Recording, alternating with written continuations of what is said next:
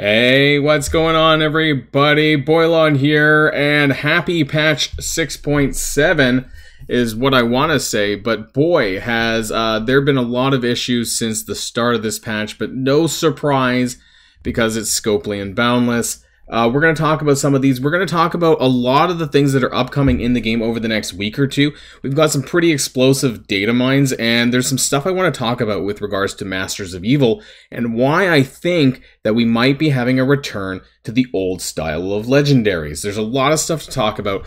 The reason why I'm up here on the login calendar, so somebody told me in my Discord that if you notice here, they've removed I think it was 1.5 million gold. There was a lot of gold anyways on day 28 that's been now replaced by half a training orb. That's absolute garbage, especially amid a level cap increase. I don't know what they've been thinking, but this is not a good start. I'm actually really reluctant to click on these because you guys saw that I accidentally claimed my crap. So there is, obviously we have this update gold orbs. I'm afraid to click on these. And this one here. So this should actually really help for the upcoming Alliance-based event. I still really don't like gold orb events, and in orb opening events, I've been very clear about that. But there's going to be more coming as well. So be cautious about spending all of your gold orbs for this upcoming Alliance event. We're going to see that in the data mines as well, though. So hold on to some of this stuff because you're probably going to need it. So we've got lots to talk about. We're going to be all over the place. So if you're ready to go, let's boil this down.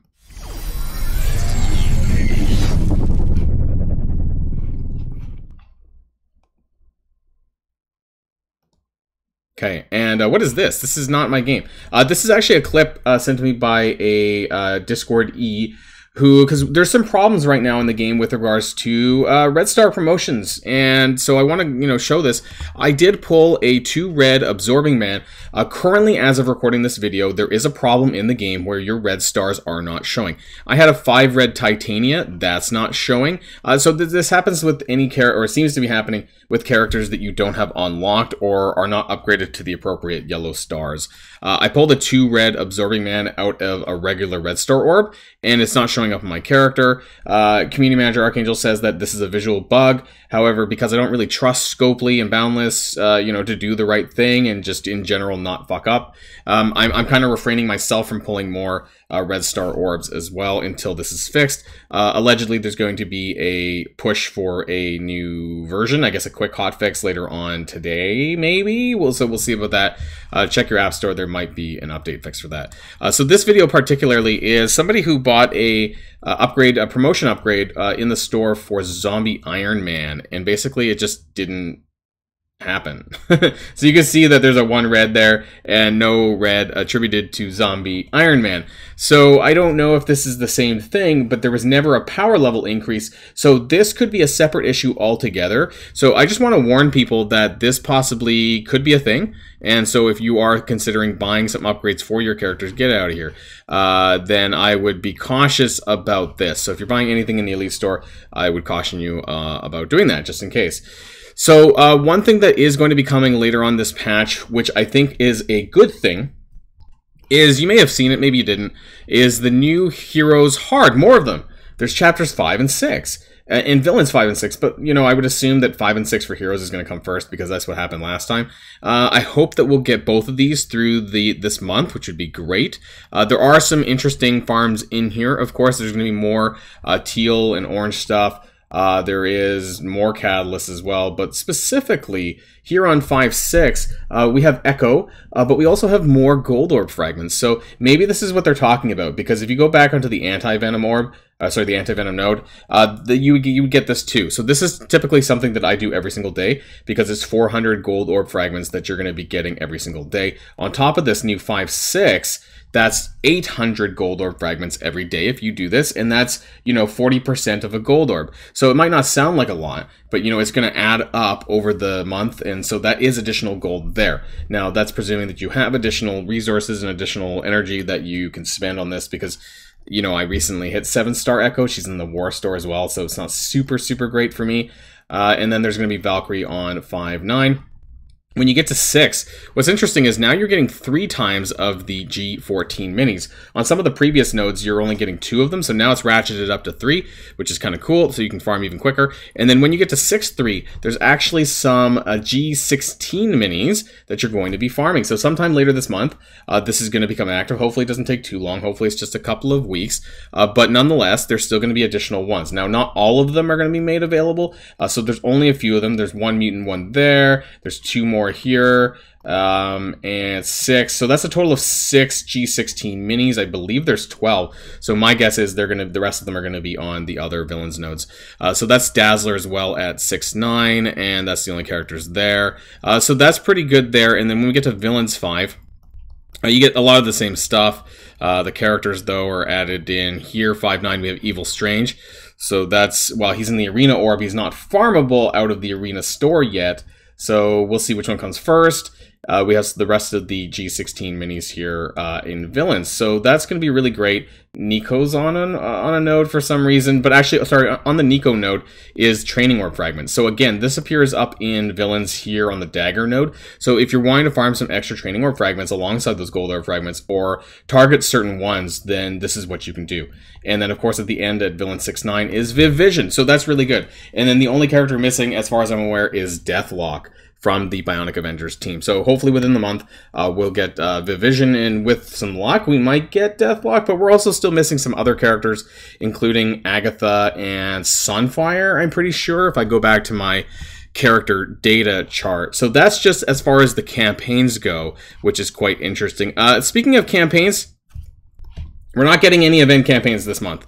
So it has been confirmed that we are not getting an event campaign this month. And this is going to go into what I want to talk about a little bit later on in the video regarding what I think about Masters of Evil and their plan for that. So all of the Masters of Evil are 100 shard character unlocks. Titania, Absorbing Man, King the Conqueror, and Moonstone are all 100, with Ultron, of course, being locked behind Dark Dimension 2, which is not that really difficult to do. But these 4, all 100. Typically, when we have an event campaign, it's 45 shard unlocks. Not always, but most of the time. However, Community Manager Archangel has confirmed to others that there is officially no event campaign. So this kind of rings alarm bells to me about what they're planning, because we know that these sets of characters are going to be required for some undisclosed legendary in the near future. Hold on to that thought, though, because we're going to talk about that a little bit after we talk about the data mines. So, the data mines. Now,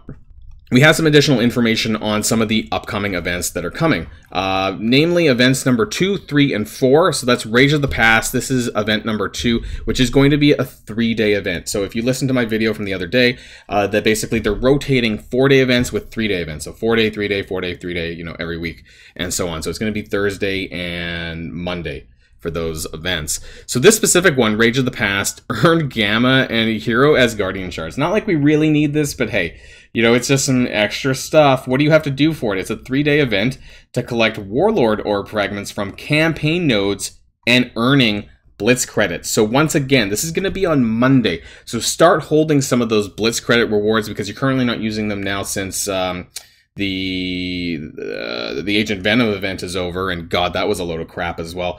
So you can start saving, I guess, from probably the Orb Blitz onwards. You should be able to claim that on Monday when this event goes live. And then campaign nodes, which interestingly is indirectly spending cores, because you need to get campaign energy. So we don't really know the specifics of, you know, how much you need to spend to get that. Of course, we'll get that on the Friday blog, probably. Hopefully it's right, and I can do a video for that for Sunday morning. So my event videos are basically going to rotate between Wednesday morning and Sunday morning, the day before the event. That's typically what I do when it comes to these, and we have an event essentially every week. So there's going to be a lot to come. And what do you get from this? Well, you get the event item that's associated with this, and then I guess some additional shards here. Rage of the Past. Oh wait, that is Rage of the Past there. There's another one though, specifically Crusher of Heroes. So this is the Absorbing Man event. It's going to be the next sort of 4-day event, which is going to be this time next week on Thursday, February the 9th. So keep an eye out for this. Now, what's really interesting is they've already come out and admitted that the valuable rewards, including a 3-star Absorbing Man unlock. Now, What's really interesting about this admittance is that this is very likely going to be very similar to the Agent Venom event, which was, in my opinion, very, very egregious. I was looking for the right word. It was an egregious unlock. You had to pay so many power cores to get Agent Venom unlocked that it was well above average that most players would do for a bare minimum unlock. We know that Absorbing Man is a 3-star unlock, not a 2-star, so expect something similar to Agent Venom and how difficult or how painful that was, that actually some of my Alliance members didn't even unlock Agent Venom. So I'm not looking forward to this one because I think it's going to be something similar to that, and I mean, I'm not being super positive about it so far. Gain progress in this 4-day event by battling in raids and war. That's okay. That's kind of finite, actually, because there's only so many raids and war battles that you can do, and spending power cores. So they've simplified the events in a way that it doesn't seem like there's a lot of feeder milestones, like web milestones or additional feeders into the main one. Now you're just doing lots of other ones. So the problem is that I'm very concerned that as it's a character release event, that this is going to be very dependent on spending your power cores. And this, of course, if you've watched any of my recent videos over the last week or so, is not positive for the player base. I'm expecting something in the level of 400 to 600 power cores daily. Now, of course, it's a 4-day event, not a 7-day event, so it actually could be more. You could be expected to spend 600 to 800, right? Because I think the total amount of power cores that you needed to spend for Agent Venom was, I don't know, about 3,000, I think, extra. So that over 7 days was something like 400 or so. But this is a 4-day event, so expect something like 400 to 600 power cores to unlock Absorbing Man. That's just my first thoughts. And so, yeah, it's just kind of crazy. Now, there's another one. This is event number 4, Atrocious Attraction. This is related to Valentine's Day, I think. And so this is a 3-day event on following the Absorbing Man event, which is to do with winning Blitz battles and earning Valentine's or fragments from Blitz battles. So that's not super complicated. It's just going to be more blitzing. And the rewards-wise, you get like certain characters like Icarus and Cersei and other farmable characters at this point. Not really going over that too much. We have Grand Theft Quantum. That's event number 5, I think. And that's going to reward 5 Red Star Ultron if you can get there.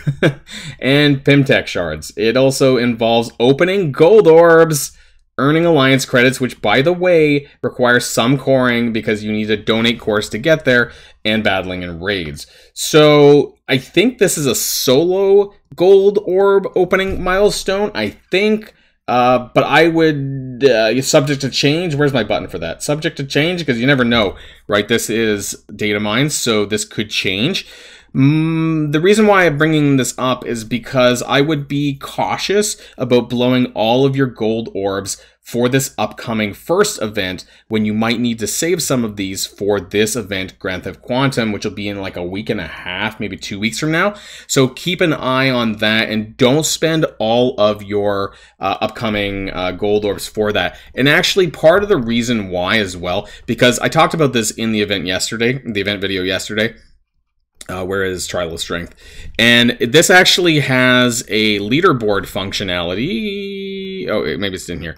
And so I actually want to land in the 3 to 10%, which is 250k blue 4 ions. I don't want these blue 5 ions. So actually, I'm going to try to get my Alliance to land where I think might be in the 3 to 10% range, because I don't actually want the blue 5s, I want the blue 4s, so I'm going to try and convince them not to open too many gold orbs.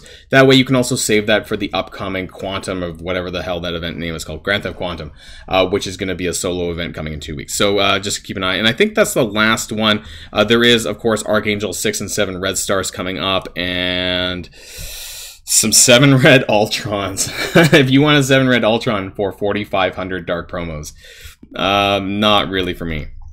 So that's all the data mines. There's quite a lot there. Now, I want to kind of get to the main point that I wanted to talk about with regards to Masters of Evil. So, based on what we're seeing is we're seeing egregious sort of bare minimum unlocks for a lot of characters lately. It started with Rebirth. Now, keep in mind that I did open 675 core orbs for Agent Venom. I did spend a fair bit of gold on that event for Captain Carter, which got me about, I don't know, halfway to a third way through 5-star. And US Agent, I got some incredibly crazy luck, which you guys might have seen in my orb opening video. But regardless, this was a very stingy team with Rebirth. I just happened to get super lucky. For the Masters of Evil, they're all 100 shard unlocks, and it looks to be like 3-star is the new norm for some of these characters. We don't have the details for Kang the Conqueror, but he is going to be at the end of this month. So I do have it down here. The He Who Remains, honestly, if you Google He Who Remains, it's Kang the Conqueror. So this is at the end of February, and this very likely is going to be the Kang unlock event. We don't have the details specifically on the other ones. And my guess is that Moonstone is going to be probably the March calendar character, the March month-long character. That's my expectations. So given the fact that we have 2 Masters of Evil characters possibly at month-long characters, which is going to be anywhere from probably like an average of 3-star, 4-star. Absorbing Man is going to be super stingy at 3-star, and then Kang Conqueror, who the hell knows, could be 3-star character unlock. This all shows to me that the formula for the next legendary character is going to be requiring Masters of Evil at 5-star. This kind of goes alongside the fact that they've been super stingy, and they continue to be super stingy, because this way people are going to spend money. You know, they haven't really made a lot of money, in my opinion, on the recent Horseman characters, because we've been unlocking them at 3-star. And while it's been a super player-friendly way to unlock characters, I don't think it's been making as much money for Scopely. And so for them to ratchet that back up, and this might be quite a long time ago for people who aren't veterans, let's go back to the legendary category. Which were the... well, I guess this is a rhetorical question. So the characters that were the hardest to unlock in the past, I'm going to tell you right now, was characters like Magneto, because when he was required to needing Brotherhood and X-Men, there were not really many characters out. You were reliant on Pyro, who I believe was a Blitz character, Sabretooth, who was a premium orb exclusive character, and geez, I can't remember all of them that were specifically used to unlock Magneto on the first pass, but I know he was incredibly difficult to do, and most people did not unlock him until the second pass. Another character who also was having that kind of difficulties, I believe, was Black Bolt. So I don't think that I unlocked Black Bolt on the first pass. I think I got him on the second pass, because some of the characters that were involved, the Asgardians, namely Hela, I think specifically, was a Blitz character, and so most people back then, I think the rewards were like 55 shards plus 21, so you would maybe get like a 3.5-star, not quite a 4-star. And so if you didn't spend money, then there was no way that you would get some of these legendaries, because you just couldn't get yourself up to 5-star. So I think that's where we're headed. I think we're headed back to that. I've talked around with a couple of content creators, and they're kind of getting that suspicion as well.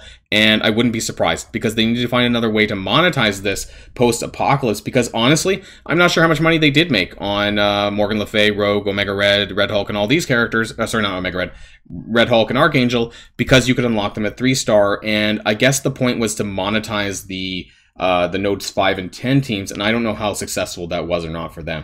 So we could be coming back to a scenario where, yeah, you do need all of these characters at a 5-star, and so if you don't spend, then you're probably not going to get there unless you have a boatload of power cores that you can get all of these characters up to 5-star. That's just my thoughts, and actually, just before we end the video really quick, I forgot that now you can see the upgrades to Archangel as well, and it's okay. On kill, generate 1 ability energy for all Apocalypse and Horseman allies. And then, of course, you get the passive buffs, which is good. The 15% crit is good, 30% armor, and the crit on heal stuff is okay. I guess it's not a ton. And specifically, his ultimate actually has an arena callout. So on kill, the duration, the prolonging, that's specific in arena mode. So not in the other game modes. Although this part is any game mode, I think. If Apocalypse is an ally or 2 or more Horseman allies, this attack cannot be blocked. So they're specifically saying that basically the upgrades to Archangel can only be used in arena. How effective that will be or not, I don't know. And also, just a little heads up before we end the video really quickly. of course, that you can actually check when it's coming. If you go into the Epic campaigns, you can see that death is going to be in 26 days. So that is going to be at the end of the month at Tuesday, February the 28th, I believe, unless my countdown is wrong, maybe March the 1st. So keep an eye out for that. Still a long ways to go, and we have a lot more to do in the horizon as well in the days to come. So that's everything. Let me know in the comments down below what you think about my idea about 5-star Masters of Evil Legendary unlocks. I think that's a high possibility, and we'll soon see, probably pretty quickly within a couple of weeks, when they announce who that legendary character is, probably for the following patch. But we'll see anyways. And that's the end of this video, everyone. And until next time, stay safe and healthy, and I'll see you all later. Boilon signing out.